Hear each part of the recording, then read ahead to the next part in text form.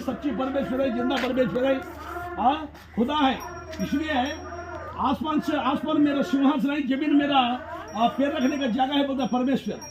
इसलिए ये धरती को और मानव कितना काम भी करो, एक दिन मरना पड़ेगा, एक दिन जाना पड़ेगा। 60 साल 70 साल 80 साल 90 साल और बाद में छोड़ना पड़ेगा ये जिंदगी।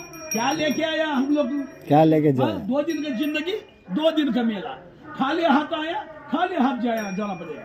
इसलिए ఇది పరిశుద్ధ గ్రంథం బైబిల్ సెలవిస్తుంది, రేపేమి సంభవించునో మీకు తెలియదు, మీరు ఇంతలోనే కనబడి అంతలోనే మాయమైపోవు ఆవిరి వంటి వారు కారా అంటుంది దేవుని వాక్యం.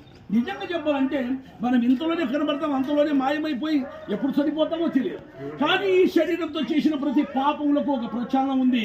దానికి భూమి మీదనే దీపం ఉండగానే, ఇల్లు ఎలా చక్కబెట్టుకుని ప్రాణం ఉండగానే, ఓ ప్రభువా పాపినైనా నువ్వు చెప్పు. అందుకే యేసుక్రీస్తు ప్రభు వచ్చి మన కొరకు తన పరిశుద్ధమైన రక్తం కార్చి మరణించి సమాధి చేయబడి 3వ దినమున సజీవుడుగా లేచాడు.